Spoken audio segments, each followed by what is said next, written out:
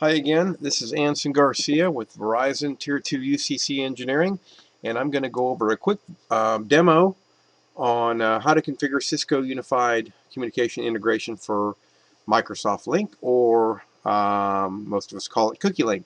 So I found the documentation to be a little ambiguous, a little hard to follow, so I created this short video to kind of lead you through the big items. So by no means is this comprehensive. I already assume that you know CUCM and Lync, and you've got some things already configured before you get to this point. So let's get started. The environment. I'm working with a Lync 2010 environment, working with Verizon UCAS. This also can work with an on-prem CUCM and Cisco Unity Connection. I have CUCM AD integrated and authentication turned up. I have an AD integrated DNS as well. My clients consist of Windows 7, Lync 2010 client, and CUCI Lync 8.6.2 from Cisco. Okay, the first thing we want to do is make sure that we download two files. So let me see, I think I have that up here. Gosh, I don't. I'm going to go to it real quick. Cisco.com. Here, we're going to go to support. Let me log in real quick here.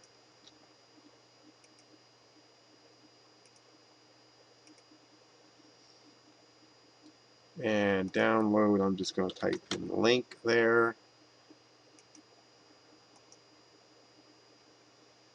Now it came up and then it went away on me here. Do that again. There it is. Okay, we want these two files. The CUCI Lync admin files, those are the registry settings and the administrator templates for GPOs. I'll show you that in a minute. The group policies we can deploy with the Active Directory. And then the CUCI Lync install files, that's the actual CUCI Lync application client itself. Okay, so those are the two things you need. Okay, Lync, we're going to create users, disable audio, and optional create a conference policy. Okay, let me show you how to do that real quick. I'm sure you guys know how to do this, but I'll go through it very, very quickly. Okay, let me take a look at my users here. Let me find users, and you can see that I created the user here, and my audio video is disabled. Okay, so we definitely want that. Let's take a look at my conferencing. I just created a policy here. Here it is right here. Let me go to it, and what I did is I just turned everything off: recording, audio, video, data collaboration. This is just to this is optional. You don't have to do this, but it makes things a little bit less confusing for the user to turn these options off, because if you're using WebEx like in UCAS, then you kind of have two ways to do things. Anyway, I think it's a good practice to do it if your customer allows you to do it. Okay, and then over here in my user, you can see that I applied that policy, this conferencing policy. All right, that's it for that. And let's go on. Okay, call manager, enable LDAP sync, enable LDAP authentication. Okay, let's take a quick look at that.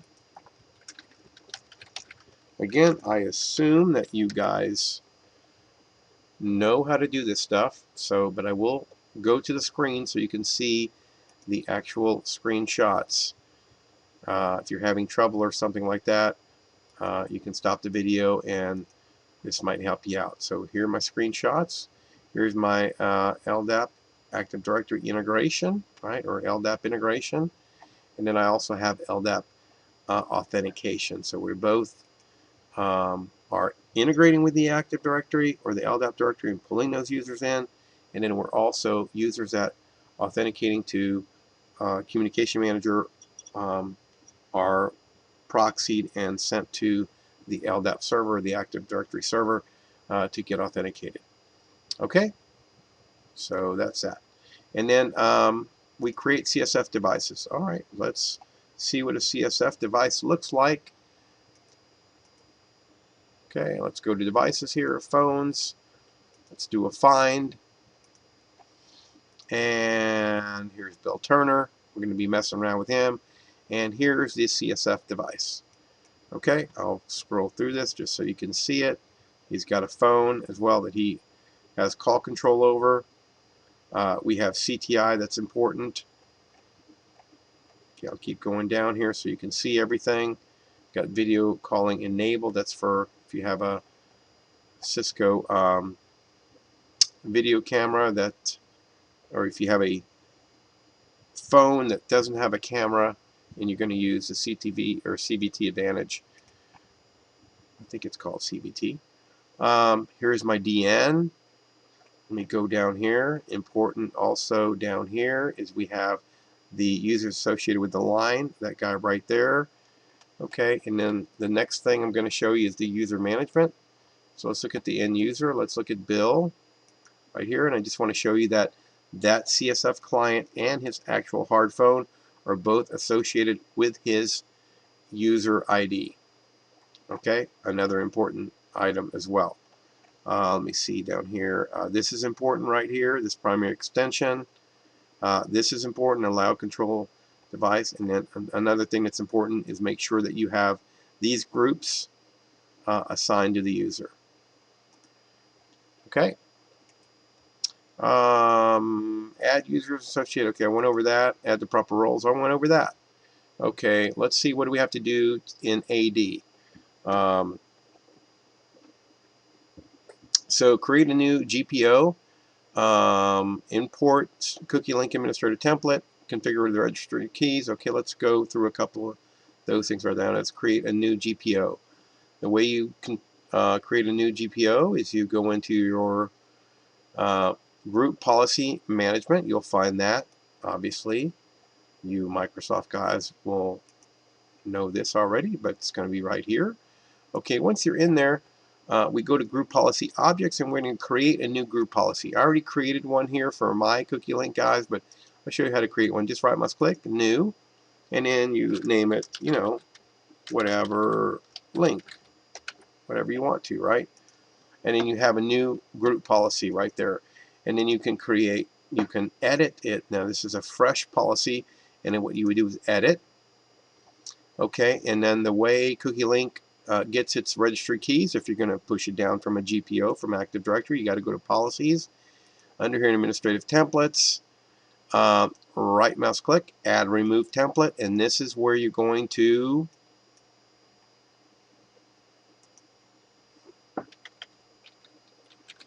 show you here. This will make sense in just a second.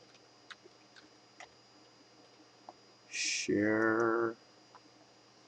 Remember, I told you there's 2 files to download.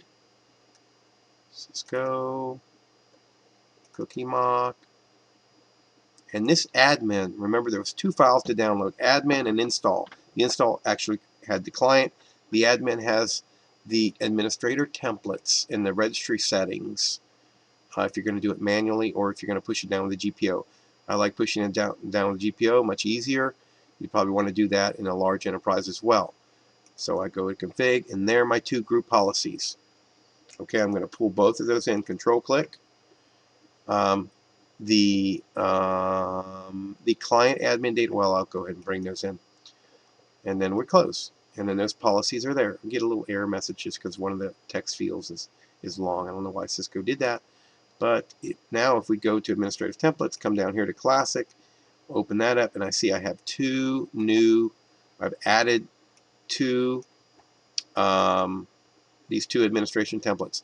Now this one right here, that's one of them, and that's kind of how we're going to push down things for the client itself, the CUCI Lync client, how it's going to behave. If you want it to auto log in, if you want it to remember the username, things like that. And then this thing we're all familiar with. If you're a Cisco guy, right, you're going to be familiar with, okay, my TFTP server, what's that going to be? My CTI server, my voicemail systems, all these things you're going to have to fill out. Okay, let me let you take a look at what it looks like in mine that I already have created. We'll edit that, come down to policies, administrative templates, classic, and there's my 2. Looks like I have remember me enabled. I have auto login not enabled. And I'll show you I'll show you that in a minute because mine doesn't auto log in. Now I can make it log in or auto log in by changing that. And then there's my TFTP server, right? There's my call manager DNS name. And then my CTI servers, my call manager DNS name as well. Okay, and then I have voicemail stuff, you know, my voicemail pilot, and so on and so forth. So there's not much you have to configure to get it up, get the system up and working, get CUCI Lync up and working. But you got to know where these things are, and you got to go through them and make sure that you get most of the stuff configured here. There's also your Active Directory, you know, what you're going to be your search base and things like that when you're searching inside the CUCI Lync. So let's see, anything else here? Video settings, if you want to enable video. And that is about it. I'm going to come back to that here in just a second, okay? Let me see what's next. Install. Okay, we linked the GPO. Okay, the way I like to do it, there's several ways to do this, but what I do is I just add the people that this GPO is going to affect. I add it right here, and then I also add the GPO itself up in the domain. Okay, so that GPO right here, if I come up here, you can see that I linked that GPO, that group policy, up to domain. So it's going to carry on throughout the domain, whatever OUs I have, if I have users in several OUs or whatever, but also in my GPO itself, I'm only applying to several users. These two users are my two CUCI Lync users. That's why you see them there. So there's all kind of ways. If you're a Microsoft guy, you understand this. If you're a Cisco guy, read up, play with this a little bit, and you'll understand. All we're doing is creating a group policy, attaching it to Active Directory, and then you know, through some wizardry here, pushing down some registry settings, configuration data to the desktops, so CUCI Lync can get this configuration data. CUCI Lync doesn't have, you know, you can't go into CUCI Lync and say, here's my call manager, here's my voicemail server, here's the IP address and all that stuff. It's all through Active Directory, registry settings, and things like that. Okay, what's next? Manually update the GPO. And okay, install CUCI Lync on a PC. Okay, you can manually go install CUCI Lync, right? The way we do that is that other file. I remember there was two files, and I said one of them was the admin, and one of them was the install. There's the install. If I go in here, there it is right there. There's the application. There's the MSI. I'll talk about this MSI next. Okay, install, and then you would manually update the GPO. So it's a good practice to, if you're testing with this thing and things don't look right, or you're not getting the configuration data down. Again, if you're a Microsoft guy, you know this. GPO or GP update is how you pull that data down from the Active Directory. Pull that GPO down manually. Force it to come down. Okay, I think there's actually a switch also to /force. I think you can do this also to make sure it comes down. Okay, that's going to bring this this GPO and that template that I created and all those configuration settings, going to bring it down to my PC down here. Okay, to my Windows 7 PC. Okay, so we installed the application. We did that. What's next? Manual update, test, and then tweak GPO. So if things don't work right, you go tweak the GPO. See if you did anything wrong. Go into the GPO, edit it, go into policies, and then go through and make sure,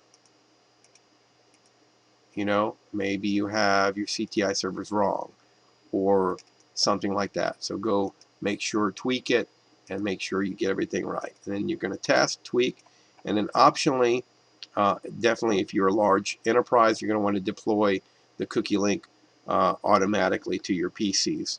The way you do that, or one way you can do that, is with group policies as well. Let's take a look at how to do that with a GPO. I have my same GPO here. Okay, if I go to software,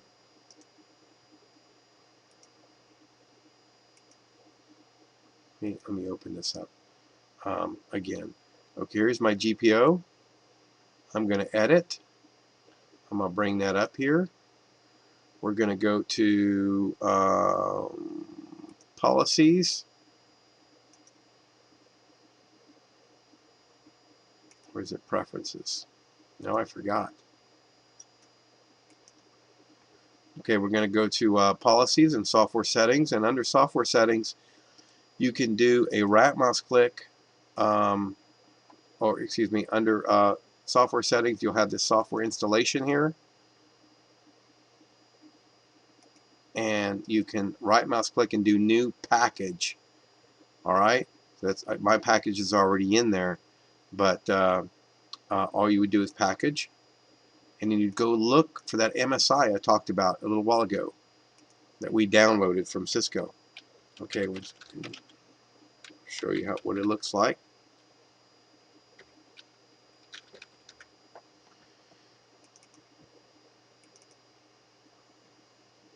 CUCI mock, and then the install, 862 install, there it is right there. Go right in there, and you're going to see that package. There it is right there. Okay, and you click open. Alright, I already have my package here. Alright, so now this GPO is not only going to push down my registry settings, or the settings for CUCI mock, it's also going to install CUCI mock on these desktops. Alright, so that's how you do that. Alright, let's go on. Client, install CUCI Lync client on PC, manually update GPO on PC, tweak GPO. I think I already went through that, but maybe I had a oh, I just wanted to go over the client itself, but I already did. So test, tweak GPO, and I tell you what, that is about all you need to do. Now again, I didn't cover everything, but that's the big tasks, and let's take a look at what it looks like. Here's CUCI Lync right here, and we can see, I'll go ahead and log out, sign out, sign in, and you can see, remember I didn't have that auto login in the GPO push down. You can sign in there. We can also see, if we go to regedit, I'll show you where these GPOs get pushed down to H key, current user, software, policies, Cisco Systems Inc., client server framework, admin data, and there's all my group policies right there. Okay, those were all pushed down. Alrighty, and that's it. There's also, if you can install the registry entries straight on the desktop PC, and they actually show up somewhere else. I forget where they're at. I think they're here. But if you do a group policy and push it down from Active Directory, they're actually down here, and they will override whatever registry settings you have up here. So just FYI on that. That's it. Thanks, and thanks for listening.